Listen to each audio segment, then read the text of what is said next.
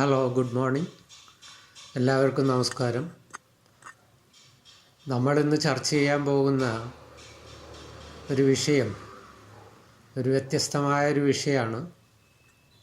എന്താണെന്ന് വെച്ചാൽ നമ്മുടെ കുട്ടികളോടുള്ള മാതാപിതാക്കളുടെ അമിത സ്നേഹം എന്ന് പറഞ്ഞാൽ കുട്ടികളെ കൊണ്ടൊന്നും ചെയ്യിപ്പിക്കാതിരിക്കുക, കുട്ടികൾ ചെയ്യേണ്ട കാര്യങ്ങൾ തന്നെ മുതിർന്നവർ ചെയ്യുക. അങ്ങനെ അവർ പറയുന്നത് അത് കുട്ടികളോടുള്ള സ്നേഹമാണെന്നാണ് പറയുന്നത്. യഥാർത്ഥത്തിൽ അത് കുട്ടികളോട് ചെയ്യുന്ന ദ്രോഹമാണ്. കുട്ടികൾ വലുതായി വരുമ്പോൾ എല്ലാ കാലവും അച്ഛനമ്മമാർ മാതാപിതാക്കൾ കൂടെ ഉണ്ടാവില്ലല്ലോ. അപ്പോൾ അവർ മുതിർന്നു വരുമ്പോൾ അവർ സ്വന്തമായിട്ട് ചെയ്യേണ്ട കാര്യങ്ങൾ പോലും അവർക്ക് ചെയ്യാൻ പറ്റാത്ത ഒരു സാഹചര്യത്തിലേക്ക് അവരെ തള്ളിവിടുകയാണ് ഈ അമിത സ്നേഹം കൊണ്ടുണ്ടാകുന്ന ഒരു ദ്രോഹം. അപ്പോൾ ആ വിഷയത്തെക്കുറിച്ചാണ് ഇന്ന് നമ്മൾ സംസാരിക്കുന്നത്. ഓക്കെ, കുട്ടികൾ എത്ര വലുതായാലും മാതാപിതാക്കൾക്ക് അത് ഉൾക്കൊള്ളാനാവില്ല. അതിനാൽ തന്നെ ഓരോ പ്രായത്തിലും കുട്ടികൾ ചെയ്യേണ്ട കാര്യങ്ങൾ, അവർ ഏറ്റെടുത്ത് നടപ്പാക്കേണ്ട ചുമതലകൾ എല്ലാം അമിത സ്നേഹം കൊണ്ട് മാതാപിതാക്കൾ തന്നെ ചെയ്യും. ഇതിൻ്റെ ഫലം അറിയുന്നതാകട്ടെ വിദൂര ഭാവിയിലും. വീട്ടുജോലികളിൽ മാതാപിതാക്കളെ സഹായിക്കുന്നത് വലിയ ബുദ്ധിമുട്ടുള്ള കാര്യമായി കണക്കാക്കരുത്. ഇത് കുട്ടികളുടെ വ്യക്തിത്വ വികസനത്തിൻ്റെ പല തലങ്ങളെ പോസിറ്റീവായി സ്വാധീനിക്കുന്ന കാര്യമാണ്. കുട്ടികളെ സംബന്ധിച്ച് അവരുടെ ലോകം എന്ന് പറയുന്നത് അവരുടെ വീടാണ്, നമ്മുടെ വീടാണ്. അവിടെ നിന്നാണ് അവർ പുറം ലോകത്തേക്ക് കടക്കുന്നത്. അതിനാൽ വീട്ടിൽ ചെയ്ത് ശീലിച്ച കാര്യങ്ങളിൽ നിന്നുമാണ് അവർ ഊർജം സ്വീകരിച്ച് മുന്നോട്ട് പോകുന്നത്. ഇന്നത്തെ കാലത്ത് നമ്മുടെ ഈ അണുകുടുംബ സംവിധാനം നിലവിൽ വന്നതിന് ശേഷം നമ്മുടെ വീടുകളിലെല്ലാം കുട്ടികൾ ഒരു പ്രത്യേക അവസ്ഥയിലാണ്. എന്ന് വെച്ചാൽ അച്ഛനും അമ്മയും ജോലിക്ക് പോകും. പിന്നെ വീടുകളിൽ കുട്ടികൾ ചിലപ്പോൾ തനിച്ചായിരിക്കും, അല്ലെങ്കിൽ സ്കൂളിൽ പോകുന്നത് അവർ സ്വന്തം ഇത് എല്ലാം എടുത്തു വെച്ച് അവരുടെ ഇഷ്ടത്തിന് തന്നെ സ്കൂളിലേക്ക് പോകുന്ന ഒരു സംവിധാനമാണ്. തിരിച്ചു വരുമ്പോൾ ചിലപ്പോൾ വീട്ടിൽ അച്ഛനമ്മമാരുണ്ടാവില്ല. അവർ തന്നെ വന്നിട്ട് അവരുടെ ഇതുകൾ നോക്കുന്ന, അപ്പോൾ എന്ന് വെച്ചാൽ അവർക്ക് കാര്യങ്ങൾ പറഞ്ഞു കൊടുക്കാനോ ഒരു ഗൈഡൻസ് കിട്ടുന്നില്ല. അതാണ് ഇന്നത്തെ അണുകുടുംബത്തിൻ്റെ വേറൊരു പരിമിതി. പണ്ട് കാലത്ത് അങ്ങനെയല്ല. നമ്മുടെ വീടുകളിൽ അച്ഛനമ്മമാരില്ലെങ്കിലും അച്ഛമ്മമാരും അച്ചാച്ചന്മാരും ഏട്ടന്മാരും അനിയന്മാരും ഒക്കെ ഉണ്ടാവുമായിരുന്നു. ഇപ്പോൾ എന്നുവെച്ചാൽ വീടുകളിൽ ഒരു കുട്ടി മാത്രമേ ഉണ്ടാവുള്ളൂ. ചിലപ്പോൾ മിക്ക വീടുകളിലും ഒരു കുട്ടി മാത്രമേ ഉണ്ടാവുള്ളൂ. അങ്ങനത്തെ അവസ്ഥകളും ഉണ്ട്. അപ്പോൾ നമ്മൾ പറഞ്ഞു വരുന്ന കാര്യം എന്താണെന്ന് വെച്ചാൽ, കുട്ടികളോടുള്ള ഈ അമിത സ്നേഹം, കുട്ടികൾ ചെയ്യേണ്ട കാര്യങ്ങൾ തന്നെ മുതിർന്നവരെ ഏറ്റെടുത്ത് ചെയ്യുകയും കുട്ടികളെ കൊണ്ടൊന്നും ചെയ്യിപ്പിക്കാതിരിക്കുകയും ചെയ്യുന്നത് വളരെ വലിയ ഒരു ആപത്തിലേക്കാണ് അവരെ തള്ളിവിടുന്നത്. നമ്മൾ കുട്ടികൾ ചെയ്യേണ്ട കാര്യങ്ങൾ കുട്ടികളെ കൊണ്ട് തന്നെ ചെയ്യിപ്പിക്കുക. അപ്പോൾ അതിന് വീട്ടിലെ ജോലികൾ ചെയ്യിപ്പിക്കാൻ പറ്റുന്നില്ലെങ്കിൽ ദിവസവും കുറച്ച് സമയം എന്തെങ്കിലും വ്യായാമം, നടത്തമോ ഓട്ടമോ സൈക്ലിങ്ങോ അതുപോലുള്ള കാര്യങ്ങളെങ്കിലും ചെയ്യിപ്പിക്കാൻ മാതാപിതാക്കൾ മുന്നോട്ട് വരണം. അത് കുട്ടികളെ ശീലിപ്പിക്കണം, പറഞ്ഞ് മനസ്സിലാക്കണം. അല്ലെങ്കിൽ അവർ ഭാവിയിൽ വലിയൊരു രോഗികളായി മാറിത്തീരാനുള്ള വളരെ വലിയ ഒരു സാഹചര്യമാണ് നമ്മൾ ഉണ്ടാക്കുന്നത്. അപ്പോൾ അങ്ങനത്തെ ഒരു സാഹചര്യത്തിലേക്ക് കുട്ടികളെ തള്ളിവിടാതിരിക്കുക, അതിന് വേണ്ടിയിട്ടുള്ള കുറച്ച് കാര്യങ്ങളാണ് നമ്മൾ ഇന്ന് സംസാരിക്കുന്നത്. വ്യായാമത്തിൻ്റെ പ്രാധാന്യത്തെക്കുറിച്ച്, ശാരീരികവും മാനസികവുമായ ആരോഗ്യത്തിന് ചിട്ടയായ വ്യായാമത്തിൻ്റെ പ്രാധാന്യത്തെക്കുറിച്ച് നമുക്ക് കുറച്ച് കാര്യങ്ങൾ മനസ്സിലാക്കാം. അപ്പോൾ പതിവ് വ്യായാമം ഫിറ്റ്നസ് നിലനിർത്തുന്നതിനോ ശരീരഭാരം കുറയ്ക്കുന്നതിനോ മാത്രമല്ല, അത് നമ്മുടെ ശാരീരികവും മാനസികവുമായ ആരോഗ്യത്തിൽ ശ്രദ്ധേയമായ സ്വാധീനം ചെലുത്തുന്നുണ്ട്. മാനസിക പിരിമുറുക്കം കുതിച്ചുയരുകയും ജീവിതശൈലീ രോഗങ്ങൾ വർദ്ധിക്കുകയും ചെയ്യുന്ന ഇന്നത്തെ ലോകത്ത് ചിട്ടയായ വ്യായാമത്തിന് മുൻഗണന നൽകുന്നത് എന്നത്തേക്കാളും പ്രധാനമാണ്. അതിനാൽ നമ്മുടെ മൊത്തത്തിലുള്ള ക്ഷേമത്തിനായുള്ള ചിട്ടയായ വ്യായാമത്തിൻ്റെ പ്രാധാന്യത്തെക്കുറിച്ച് അത് നമ്മുടെ ജീവിതത്തെ എങ്ങനെ മെച്ചപ്പെടുത്തുന്നു എന്നതിനെക്കുറിച്ച് നമുക്ക് പരിശോധിക്കാം. ഒന്നാമതായി, നിങ്ങളുടെ രോഗപ്രതിരോധ ശേഷി വർദ്ധിപ്പിക്കാനായിട്ട് പതിവ് വ്യായാമം നിങ്ങളുടെ പ്രതിരോധ സംവിധാനത്തെ ശക്തിപ്പെടുത്തും. ജലദോഷം, പനി തുടങ്ങിയ രോഗങ്ങൾക്കുള്ള സാധ്യത കുറയ്ക്കുകയും ചെയ്യും. വ്യായാമം രക്തയോട്ടം വർദ്ധിപ്പിക്കുകയും ആൻറ്റിബോഡികളുടെ പ്രകാശനം ഉത്തേജിപ്പിക്കുകയും ചെയ്യുന്നു.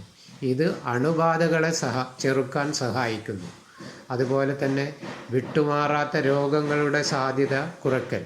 സ്ഥിരമായ ശാരീരിക പ്രവർത്തനങ്ങളിൽ ഏർപ്പെടുന്നത് ഹൃദ്രോഗം, സ്ട്രോക്ക്, ടൈപ്പ് 2 പ്രമേഹം, ചില ക്യാൻസറുകൾ, പൊണ്ണത്തടി തുടങ്ങിയ വിട്ടുമാറാത്ത അവസ്ഥകളുടെ അപകട സാധ്യത ഗണ്യമായി കുറയ്ക്കും.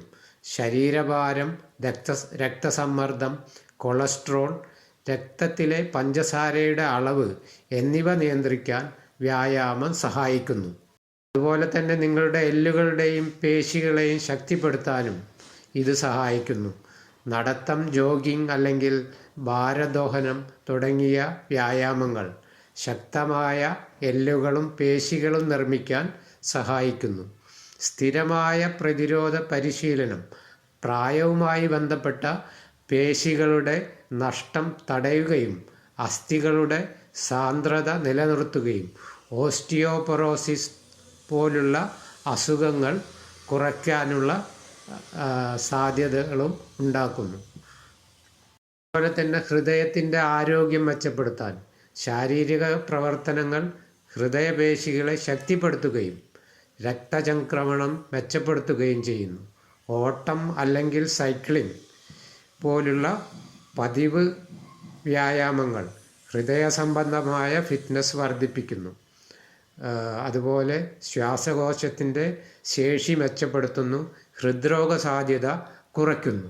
പിന്നീട് നമുക്ക് നോക്കാവുന്നത് സമ്മർദ്ദവും ഉത്കണ്ഠയും കുറയ്ക്കൽ. വ്യായാമം ഒരു സ്വാഭാവിക സമ്മർദ്ദം ഒഴിവാക്കുന്ന ഒന്നാണ്.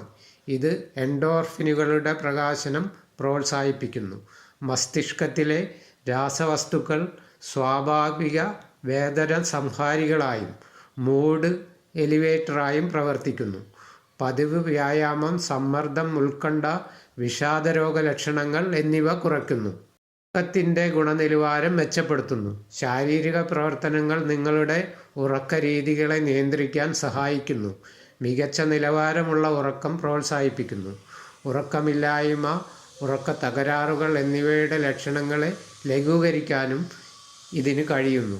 എന്നിരുന്നാലും ഉറക്ക സമയം അടുത്ത നേരത്ത് എന്നുവെച്ചാൽ ഉറങ്ങാൻ പോകുന്നതിന് കുറച്ച് മുൻപായിട്ട് തീവ്രമായിട്ടുള്ള വ്യായാമങ്ങൾ ഒഴിവാക്കുന്നതാണ് നല്ലത്. തലച്ചോറിൻ്റെ ആരോഗ്യവും വൈജ്ഞാനിക പ്രവർത്തനവും വർദ്ധിപ്പിക്കുവാനും വ്യായാമം കൊണ്ട് കഴിയും. വ്യായാമം തലച്ചോറിലേക്കുള്ള രക്തയോട്ടം വർദ്ധിപ്പിക്കുകയും ന്യൂറോട്രോഫിക് ഘടകങ്ങളുടെ ഉൽപ്പാദനത്തെ ഉത്തേജിപ്പിക്കുകയും ചെയ്യുന്നു. ഇത് പുതിയ മസ്തിഷ്ക കോശങ്ങളുടെ വളർച്ചയും വികാസവും പ്രോത്സാഹിപ്പിക്കുന്നു. പതിവ് ശാരീരിക പ്രവർത്തനങ്ങൾ നമ്മുടെ ഓർമ്മശക്തിയെ വർദ്ധിപ്പിക്കുന്നു. അങ്ങനെ പഠിക്കുന്ന കുട്ടികൾക്കാണെങ്കിൽ ഇങ്ങനെയുള്ള വ്യായാമങ്ങൾ അവരുടെ പഠനത്തെ മുന്നോട്ട് കൊണ്ടുപോകാനും വളരെയധികം ഓർമ്മശക്തിയെ വർദ്ധിപ്പിക്കുന്നത് മൂലം അതിനും സഹായിക്കുന്ന ഒരു കാര്യമാണ്. അതുപോലെ തന്നെ ആത്മാഭിമാനവും പ്രതിച്ഛായയും വർദ്ധിപ്പിക്കാൻ ചിട്ടയായ വ്യായാമത്തിൽ ഏർപ്പെടുന്നത് നിങ്ങളുടെ ആത്മാഭിമാനവും ശരീര പ്രതിച്ഛായയും വർദ്ധിപ്പിക്കും. നിങ്ങൾ ഫിറ്റ്നസ് ലക്ഷ്യങ്ങൾ കൈവരിക്കുകയും നിങ്ങളുടെ ശാരീരിക രൂപത്തിലുള്ള മെച്ചപ്പെടുത്തലുകൾക്ക് സഹായിക്കുകയും ചെയ്യുന്നു. നിങ്ങൾക്ക് ആത്മവിശ്വാസം കൂടുതൽ ലഭിക്കുകയും ചെയ്യുന്നു. അപ്പോൾ ചില ആളുകൾ ചോദിക്കും, ഞാൻ എത്ര വ്യായാമം ചെയ്യണം? നമ്മളെ ഈ പല പഠനങ്ങളിലും പറയുന്നത് ആഴ്ചയിൽ കുറഞ്ഞത് 150 മിനിറ്റെങ്കിലും നമ്മൾ എന്തെങ്കിലും വ്യായാമം ചെയ്യണമെന്നാണ്. ഉള്ള ആളുകൾ ചിലപ്പോൾ ചോദിച്ചും, എനിക്ക് ഈ തിരക്ക്, ജോലി സംബന്ധമായിട്ട് തിരക്ക്, ക്ലാസ്, പഠനത്തിൻ്റെ തിരക്ക്, അങ്ങനെയുള്ള തിരക്കുകളുടെ ഇടയിൽ എങ്ങനെ ഇത് ചെയ്യാൻ പറ്റും എന്നുള്ളത് ചില ആളുകൾ ചോദിക്കാറുണ്ട്. അപ്പോൾ അവരോട് പറയാനുള്ളത്, നിങ്ങളുടെ ദിനചര്യയിൽ ശാരീരിക പ്രവർത്തനങ്ങളുടെ ചെറിയ ചെറിയ മാറ്റങ്ങൾ ഉണ്ടാക്കണം. എന്ന് വെച്ചാൽ ഇപ്പോൾ നിങ്ങൾ ലിഫ്റ്റ് ഉപയോഗിക്കുന്നതിന് പകരം പടികൾ കയറുക, അതുപോലെ ഉച്ചഭക്ഷണത്തിനുള്ള ഇൻ്റർവെൽ സമയത്ത് നടക്കാൻ പോകുക, അങ്ങനെയുള്ള കാര്യങ്ങൾ അത് നമ്മൾ ശീലിക്കുക. ഇതിൻ്റെ അവസാനമായിട്ട് പറയാനുള്ളത്, ക്രമമായ വ്യായാമം നമ്മുടെ ശാരീരികവും മാനസികവുമായ ക്ഷേമത്തിന് അത്യന്താപേക്ഷിതമാണ്. നമ്മുടെ പ്രതിരോധ സംവിധാനത്തെ ശക്തിപ്പെടുത്തുക, വിട്ടുമാറാത്ത രോഗങ്ങളുടെ അപകട സാധ്യത കുറയ്ക്കുക, അതുപോലെ തന്നെ ഹൃദയാരോഗ്യം മെച്ചപ്പെടുത്തുക, സമ്മർദ്ദം കുറയ്ക്കുക, ഉറക്കം മെച്ചപ്പെടുത്തുക, വൈജ്ഞാനിക പ്രവർത്തനം മെച്ചപ്പെടുത്തുക എന്നിവയിലൂടെ നമ്മുടെ മാനസികാരോഗ്യം വർദ്ധിപ്പിക്കുക എന്നിങ്ങനെ നിരവധി നേട്ടങ്ങളാണ് നമ്മൾക്ക് ഈ വ്യായാമത്തിലൂടെ കിട്ടുന്നത്. അപ്പോൾ നമ്മൾ ജീവിതത്തിൽ വ്യായാമത്തിന് മുൻഗണന നൽകുകയും ആരോഗ്യവാനും സന്തോഷവാനുമായ ഒരാളായി തീരുകയും ചെയ്യണം. അതിനുവേണ്ടി എല്ലാ മാതാപിതാക്കളും കുട്ടികളെ അതിൻ്റെ പ്രാധാന്യം പറഞ്ഞ് മനസ്സിലാക്കുകയും വീട്ടിലെ ജോലികളിൽ അവരെ പങ്കെടുപ്പിക്കുകയും അവരെ കൊണ്ട് ചെയ്യാൻ പറ്റുന്ന ജോലികൾ അവരെ കൊണ്ട് തന്നെ ചെയ്യിപ്പിക്കുകയും അങ്ങനത്തെ സാഹചര്യം ഇല്ലാത്ത കുട്ടികളെ സ്ഥിരമായി എന്തെങ്കിലും വ്യായാമത്തിന് കൃത്യമായ ടൈം ടേബിൾ വെച്ചിട്ട് വ്യായാമത്തിന് വിടുകയും വേണം. നടക്കാൻ പറ്റുന്ന കുട്ടികളെ ദിവസം രാവിലെ എണീറ്റാലുടൻ അരമണിക്കൂറോ 1 മണിക്കൂറോ നടക്കാനായിട്ട് വിടുക. അതല്ലാത്ത യോഗ പോലുള്ളത് ചെയ്യാൻ പറ്റുന്ന കുട്ടികളെ അങ്ങനെയുള്ള യോഗകളിലേക്ക് പരിശീലിപ്പിക്കുക. അതല്ലാത്തവർ മറ്റുള്ള ഈ കളരി പോലുള്ള ഇതിലേക്ക് പോകാൻ താല്പര്യമുള്ള കുട്ടികളാണെങ്കിൽ അങ്ങനെ ചെയ്യുക. അതുപോലെ നീന്തൽ പരിശീലിക്കാനാണ് താല്പര്യമെങ്കിൽ അതിലേക്ക് വിടുക. അങ്ങനെ ഓരോ കുട്ടികളുടെയും ഇതനുസരിച്ചുള്ള എന്തെങ്കിലും ഒരു വ്യായാമം, കൂടുതലും നല്ലത് നടത്തം തന്നെയാണ്. ഏത് പ്രായത്തിലുള്ള കുട്ടികൾക്കും ഏത് ശാരീരിക അവസ്ഥയിലുള്ള കുട്ടികൾക്കും ചെയ്യാൻ പറ്റിയ ഏറ്റവും നല്ല വ്യായാമം നടത്തം തന്നെയാണ്. അത് നമുക്ക് വീട്ടിൻ്റെ ഉള്ളിലോ വീട്ടിൻ്റെ പരിസരത്തോ എവിടെ ഇരുന്ന് ആയാലും നമുക്കത് ചെയ്യാൻ പറ്റും. അതുപോലെ തന്നെ നമ്മുടെ കുട്ടികളെ ഒരു കൃത്യനിഷ്ഠ, ജീവിതത്തിൽ കൃത്യസമയത്ത് എണീക്കുക, കൃത്യസമയത്ത് കാര്യങ്ങൾ അവരുടെ പ്രാഥമിക കാര്യങ്ങൾ ചെയ്യുക. ചില കുട്ടികൾ ചിലപ്പോൾ 7 മണിയും 8 മണിയും വരെയെല്ലാം കിടന്നുറങ്ങുന്നുണ്ടാവും. അതിന് മാതാപിതാക്കൾ സപ്പോർട്ട് ചെയ്യുന്നുണ്ടാവും. അങ്ങനത്തെ ശീലങ്ങൾ മാറ്റിയെടുക്കണം. ഏറ്റവും ചുരുങ്ങിയതൊരു 6 മണിക്ക് തന്നെ കുട്ടികളെ ഉണർന്നെണീപ്പിക്കുവാൻ വേണ്ടിയിട്ട് അവരെ പ്രാപ്തരാക്കണം. 6 മണിക്ക് എണീറ്റ് അത്യാവശ്യം കുറച്ച് നടക്കുക, ചൂടുവെള്ളം കുടിച്ചിട്ട് ശോധനകൾ പോകാനായിട്ടുള്ള സംവിധാനം ഉണ്ടാക്കുക. അതുപോലെ രാവിലത്തെ ബ്രേക്ക്ഫാസ്റ്റ് ശീലിപ്പിക്കുക. അത് കുളിക്കുന്നതിന് മുന്നേ തന്നെ കഴിക്കുന്ന ശീലം അവഗണിക്കുക. കുളിച്ചതിന് ശേഷം മാത്രം ഭക്ഷണം കഴിക്കാവുന്ന ഒരു ശീലം ഉണ്ടാക്കിയെടുക്കണം. ഭക്ഷണം കഴിച്ചിട്ട് പോയി കുളിക്കുന്ന ശീലം എപ്പോഴും ദഹനത്തിന് വിരുദ്ധമാണ്. അത് പാടില്ല. ഭക്ഷണം കഴിക്കുന്നതിനും മുന്നേ തന്നെ നമ്മൾ കുളിക്കണം. അത് ഒരു കാര്യം. രാത്രിയുള്ള ഭക്ഷണം എപ്പോഴും നേരത്തെ കഴിക്കാൻ വേണ്ടി ശീലിപ്പിക്കുക. രാത്രി കുറേ നേരം ഉറക്കമൊഴിച്ചിരുന്ന് പഠിക്കുന്ന ശീലമുണ്ടെങ്കിൽ അതിനെ നിരുത്സാഹപ്പെടുത്തണം. എന്താണെന്ന് വെച്ചാൽ നമ്മൾ ചെറുതിലെ ശീലിപ്പിക്കുന്ന കാര്യങ്ങളാണ് അവർ വലുതായാലും അടുത്ത തലമുറയിലേക്കും അവർ പകർന്നു കൊടുക്കുക. അപ്പോൾ അങ്ങനെയുള്ള ശീലങ്ങൾ നമ്മൾ ചെറുതിലെ അവരെ ശീലിപ്പിക്കുക. രാത്രി നേരത്തെ ഭക്ഷണം കഴിച്ച് നേരത്തെ കിടന്നുറങ്ങുക, രാവിലെ നേരത്തെ എണീറ്റ് പഠനങ്ങൾ നടത്തുക, മറ്റുള്ള കാര്യങ്ങൾ ചെയ്യുക. അപ്പോൾ വെച്ചാൽ ദഹനത്തിന് പ്രശ്നമുള്ള കുട്ടികൾക്കൊക്കെ അത് വളരെയധികം മാറ്റിയെടുക്കാൻ ഇങ്ങനെയുള്ള ശീലങ്ങൾ സഹായിക്കും.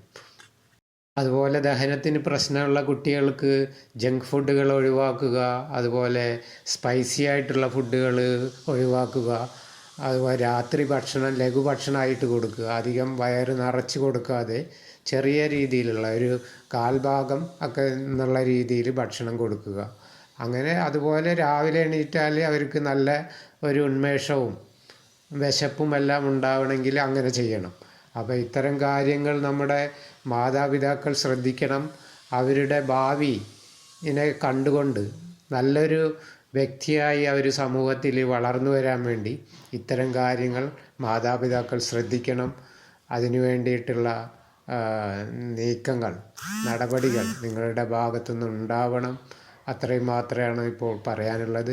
എല്ലാവർക്കും നല്ലൊരു ദിവസം ആശംസിച്ചുകൊണ്ട് നമുക്ക് വീണ്ടും കാണാം. നന്ദി, നമസ്കാരം.